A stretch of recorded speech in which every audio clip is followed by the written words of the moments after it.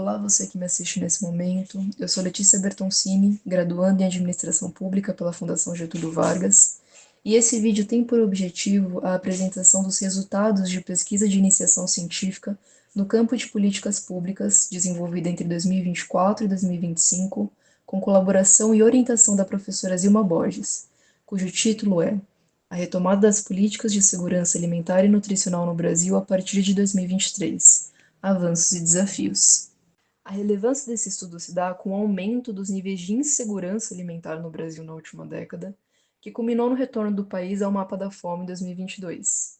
É preciso sinalizar que o Brasil já havia saído pela primeira vez do mapa da fome em 2014, isso como consequência da implementação de políticas públicas robustas desde o início dos anos 2000. Então, políticas públicas como Fome Zero, o Bolsa Família, o Brasil Sem Miséria, são exemplos de políticas públicas que promovem o acesso à alimentação por meio do acesso à renda e proteção social. A partir de 2016, instituições políticas e democráticas brasileiras sofreram ataques e se observa então um desmonte institucional e orçamentário de políticas de SAM no país. A pesquisa de orçamentos familiares, POF, de 2017 e 2018 do IBGE, já evidenciava o aumento dos níveis de insegurança alimentar e nutricional no país mesmo antes da pandemia. E a pandemia do Covid-19, por sua vez, imputa uma crise social e econômica no país que potencializa fatores de vulnerabilidade já em ascensão. A combinação dessa crise com a tendência de desmonte de políticas de SAM,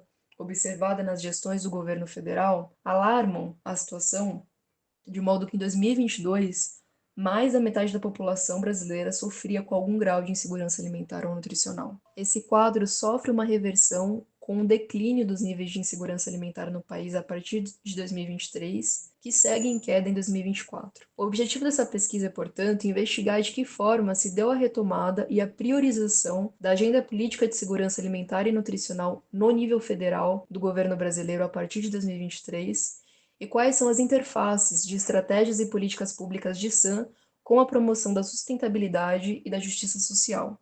O arcabouço teórico que norteia o desenvolvimento da pesquisa combina contribuições de uma série de autores. Aqui eu chamo a atenção para o papel de destaque que as contribuições teóricas de César Favarão e Arilson Favaretto assumem nessa pesquisa. São autores que desenvolvem uma teoria com o intuito de pensar análises de transição dos sistemas agroalimentares para modelos mais justos e sustentáveis. Eles propõem uma discussão sobre estratégias de transição a partir dos principais desafios identificados em relação aos sistemas agroalimentares, e eles sugerem esse processo a partir de uma abordagem pluralista que combina mais de uma teoria. No caso, são três conceitos centrais, e são eles uma abordagem sistêmica forte, o conceito de coalizões plurais e, por fim, a dimensão territorial. No que diz respeito à metodologia, foi adotada uma abordagem qualitativa que triangula três etapas principais. As etapas foram revisão de literatura, análise documental a partir de instrumentos e relatórios oficiais disponibilizados pelo MDS e observação de dados secundários sobre a situação da segurança alimentar no Brasil a partir de pesquisas desenvolvidas por órgãos públicos como o IBGE, organizações da sociedade civil como a Rede Brasileira de Pesquisa em Soberania e Segurança Alimentar, a Rede Pensão, e organismos internacionais, como a FAO. As políticas e estratégias adotadas a partir de 2023 foram sistematizadas em três categorias de análise. A primeira delas é governança e arranjos institucionais.